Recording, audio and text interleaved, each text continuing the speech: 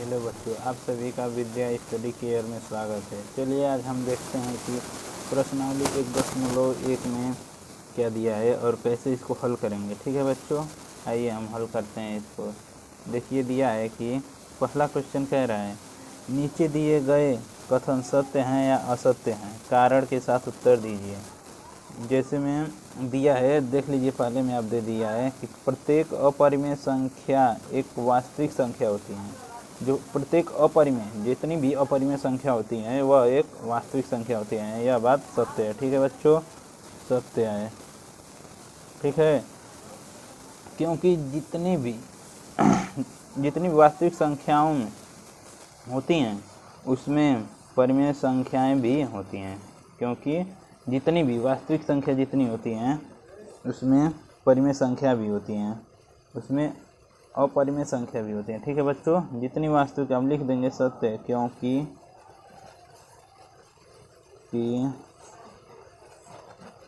जितनी वास्तविक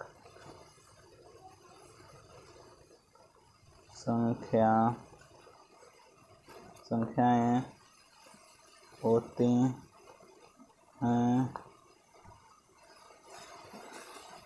उसमें अपरिमेय भी संख्या होती है। ठीक है बच्चों, उसमें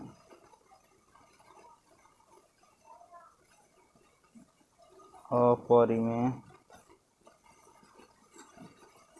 संख्या भी होती है। ठीक है बच्चों, ठीक है ना। पहला तो देखिए प्रत्येक अपरिमेय संख्या एक वास्तविक संख्या होती है।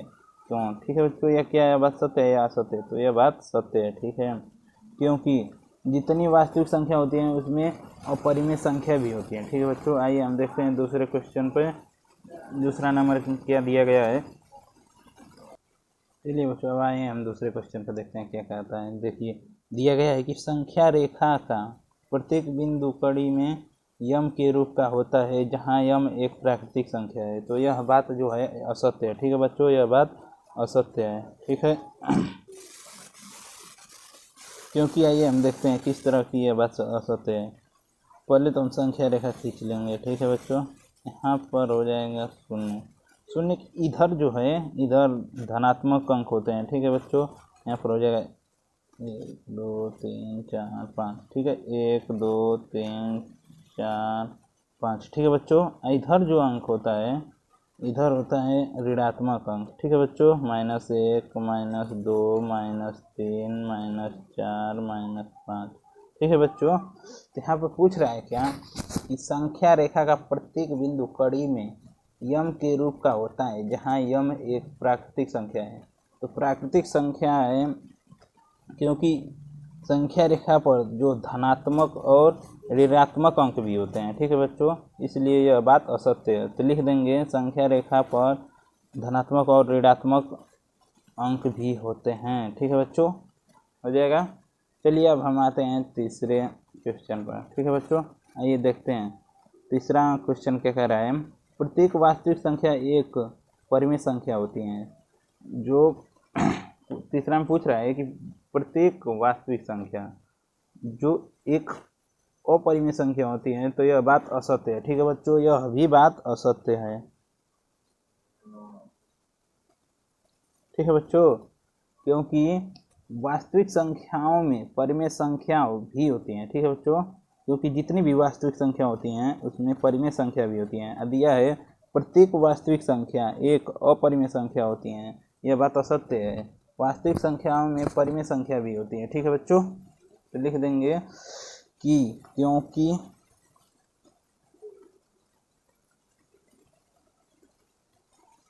यह बात असत्य है, क्योंकि वास्तविक संख्याओं में परिमेय संख्या भी होता है। ठीक है बच्चों, चलिए अब देखते हैं अगला क्वेश्चन।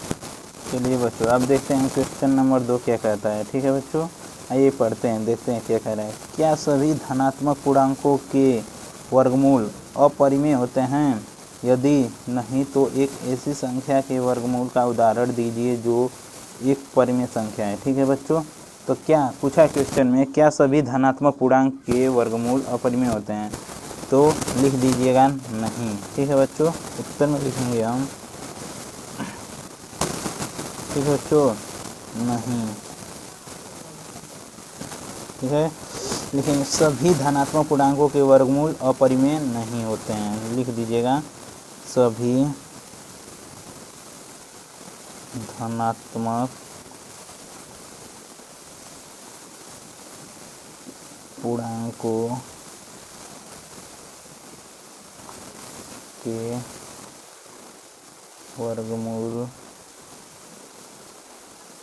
अपरिमेय नहीं होते हैं।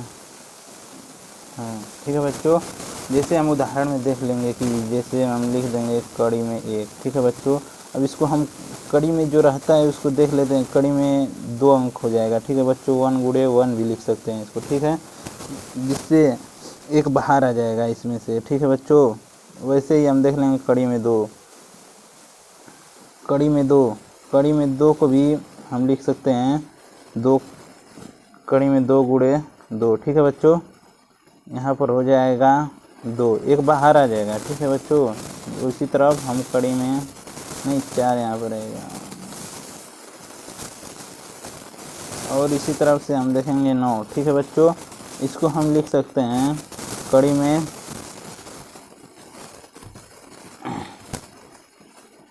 में 3 गुणे 3। ठीक है बच्चों, तो यहाँ से भी 3 बाहर आ जाएगा। ठीक है बच्चों, अब चलते हैं हम अगले